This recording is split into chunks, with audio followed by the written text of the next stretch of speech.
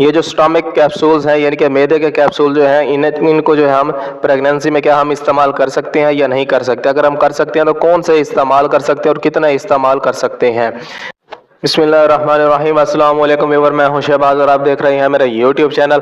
Viewer, आज हम बात करेंगे है जी ये जो स्टमक कैप्सूल्स हैं यानी कि मैदे के कैप्सूल जो हैं इनको जो है हम प्रेगनेंसी में क्या हम इस्तेमाल कर सकते हैं या नहीं कर सकते। अगर हम कर सकते हैं तो कौन से इस्तेमाल कर सकते हैं और कितना इस्तेमाल कर सकते हैं।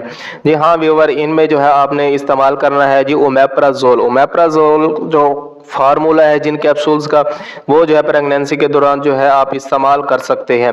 इसके अलावा जो है ये इस्तेमाल किए जाती हैं अगर आपको मैदे का अल्सर है, मैदे में जलन रहती है, बदहज़मी है या फिर मैदे में दर्द रहता है, आपका खाना हजम नहीं होता या फिर जो आपको मैदे का इन्फेक्शन है, इस सूरत में भी आप ये इस्तेमाल कर सकते हैं। या फिर इनके साथ साथ जो है आपको प्रेगनेंसी है तो इसमें भी आप ये इस्तेमाल कर सकते हैं।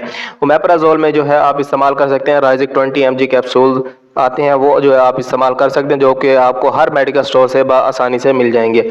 अगर आपको कोई भी बात समझ नहीं आई तो मुझे कमेंट लाजमी करें। मिलते हैं अगली वीडियो में, अब तक के लिए हमें इजाज़त दें। अल्लाह हाफिज़।